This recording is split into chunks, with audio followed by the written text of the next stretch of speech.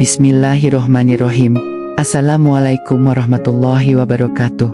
Wahai jiwa yang haus akan cahaya, bukalah matamu, bukan dengan pandangan kepala, tapi dengan mata hati. Karena ada ayat-ayat yang hanya bisa dilihat oleh hati yang bersujud. Ayat-ayat itu bernama mutasyabihat, ayat yang samar bagi mata, tapi jelas bagi ruh yang mengenal Tuhannya. Hari ini, mari kita selami samudra makna Al-Quran yang seringkali menjadi ujian bagi iman kita. Allah berfirman dalam kitab sucinya, Surah Ali Imran ayat 7, Dialah yang menurunkan kepadamu kitab, diantaranya ada ayat-ayat yang muhkamat, itulah pokok isi Al-Quran, dan yang lain mutasyabihat. Ayat ini bagaikan samudra yang tak bertepi. Di dalamnya, Allah membedakan dua jenis gelombang wahyu. Pertama, ayat muhkamat, yang maknanya terang benderang, seperti matahari di siang hari. Ini adalah ayat-ayat tentang hukum, perintah, dan larangan yang jelas. Kedua, ayat mutasyabihat, yang maknanya samar,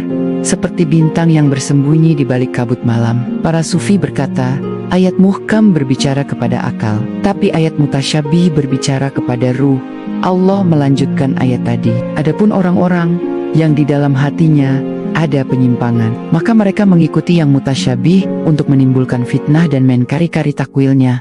Padahal tidak ada yang mengetahui takwilnya kecuali Allah. Imam Al-Qushairi dalam risalahnya menulis, ketika Allah menurunkan ayat-ayat mutasyabihat, Dia sebenarnya sedang menguji hamba-hambanya. Apakah kita beriman pada lafaznya, atau justru tenggelam dalam pertanyaan tak berujung yang bisa menjerumuskan? Lalu, mengapa Allah menciptakan ayat-ayat yang samar? Kenapa tidak semuanya dibuat jelas seperti hukum sholat, puasa, dan zakat? Jawabannya indah sekali.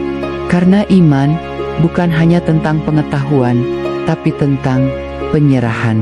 Karena cinta yang sejati bukan pada apa yang terlihat, tetapi pada Dia yang tetap kita percayai meski tak terlihat. Seperti firman-Nya dalam surat Al-Baqarah, mereka yang beriman kepada yang haib. Ayat mutasyabihat adalah jembatan antara logika dan iman, antara akal dan taslim, atau penyerahan total. Ayat ini menguji, apakah kita mencintai Allah karena ingin tahu segalanya tentang Dia, atau karena kita percaya sepenuhnya bahkan ketika kita tidak tahu apa-apa. Imam Al-Ghazali dalam Ihya Ulumuddin mengingatkan kita, akal adalah pelita, tapi pelita tidak berguna jika mata hati tertutup debu hawa nafsu. Ayat mutasyabihat adalah cermin, dan hanya hati yang jernih yang dapat melihat bayangan keagungan Tuhan di dalamnya. Salah satu bentuk ayat mutasyabihat yang paling sering dibahas adalah tentang sifat-sifat Allah yang seolah-olah menyerupai sifat makhluk jika dipahami secara harfiah. Misalnya, firman Allah dalam surat Al-Fes ayat 10, tangan Allah di atas tangan mereka, atau dalam surat Taha ayat 5, Ar-Rahman beristiwa di atas arsy. Di sini, akal manusia sering bertanya, apakah Allah punya tangan fisik? Apakah Allah duduk di atas arsy seperti raja di singgasana? Para arifin, para pencari Tuhan, menjawab dengan lirih dan penuh adab, tangan di sini adalah lambang kekuasaan dan pertolongannya, dan istiwa adalah simbol ketinggian, kedudukan, dan penguasaannya atas alam semesta. Mengapa? Sebab Allah sendiri menegaskan dalam surat As-Syura ayat 11, Laisa kamitslihi syai'un wa huwas samiul basyir. Tidak ada sesuatu pun yang serupa dengannya, dan Dia Maha mendengar lagi Maha melihat. Prinsip ini adalah kuncinya. Ketika Imam Malik ditanya tentang makna istiwa, beliau memberikan jawaban yang menjadi pedoman. Istiwa itu maklum diketahui keberadaannya dalam Al-Quran. Tata caranya majul tidak kita ketahui. Beriman kepadanya wajib, dan bertanya tentangnya adalah bid'ah. Para sufi kemudian menambahkan dengan bahasa cinta yang lebih dalam, seperti kata Ibnu Arabi, apapun yang kau bayangkan tentang Allah, maka Allah tidak seperti itu. Imajinasi kita terbatas, sementara Ki Gunggania tak terbatas. Sebagaimana Al-Quran, hadis Nabi SAW juga memiliki sabda-sabda yang maknanya perlu diselami dengan hati yang suci, bukan sekadar logika harfiah. Contohnya, hadis yang sangat terkenal, Tuhan kita turun ke langit dunia pada sepertiga malam terakhir. Sebagian orang bertanya, apakah Allah berpindah tempat dari atas ke bawah? Berarti arsy kosong dong? Para ahli makrifat menjawab, yang turun bukanlah di zat naya, tetapi rahmat. Yang mendekat bukanlah jarak fisik, tetapi kasih seongnia. Ini adalah ungkapan kedekatan yang luar biasa antara Sang Pencipta dengan hambanya yang sedang berdoa di keheningan malam. Ada lagi hadis lain, Allah tertawa kepada dua orang yang saling membunuh, namun keduanya masuk surga. Apakah Allah tertawa seperti kita? Tentu tidak. Tawa di sini adalah simbol puncak keridaan, rahmat, dan kasih seongnea yang tak terhingga. Tawa ilahi adalah kegembiraan langit atas taubat seorang hamba yang kembali kepadanya. Abu Nasir As-Saraji dalam kitabnya Uluma mengingatkan, ketika seorang hamba menafsirkan sifat Allah dengan hawa nafsu akalnya, ia sesat. Tapi ketika ia menafsirkan dengan cahaya iman, ia akan sampai pada makna rahasia ilahi dalam menyikapi ayat dan hadis mutasyabihat ini. Para ulama menempuh dua jalan utama, namun keduanya bermuara pada satu lautan yang sama, yaitu tauhid yang murni. Pertama, jalan salaf, yaitu para sahabat dan generasi awal Islam. Sikap mereka adalah tafwid, yaitu menyerahkan makna sejatinya hanya kepada Allah.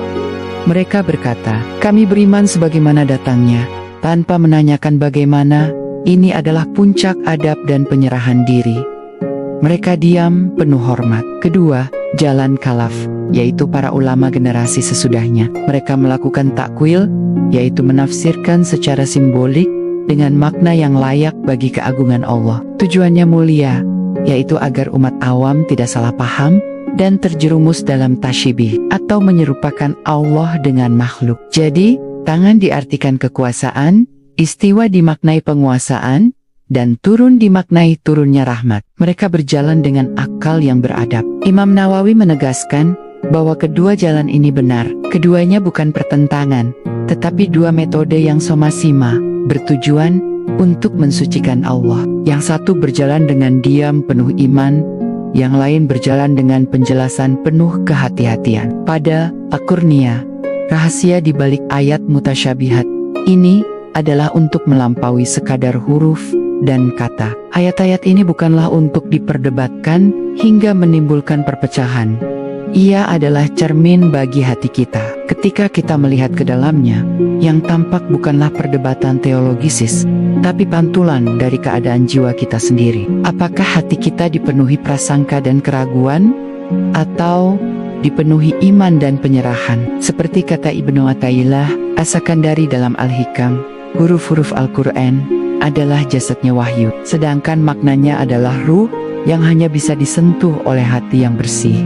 Karena itu, para arifin tidak sibuk menafsirkan bentuk, mereka menafsirkan rasa. Mereka merasakan bahwa tangan Allah adalah kasih sayangnya yang selalu menolong. Istiwanya adalah kebesarannya yang meliputi seluruh alam, dan turunnya Allah di sepertiga malam adalah panggilan cinta yang mengetuk pintu hati hamba-hambanya yang terjaga. Semoga Allah membersihkan hati kita, sehingga kita mampu melihat cahaya di balik tabir ayat-ayatnya, dan menjadikan kita hamba yang beriman dengan akal yang tunduk dan hati yang pasrah. Sampai jumpa di video selanjutnya. Wassalamualaikum warahmatullahi wabarakatuh.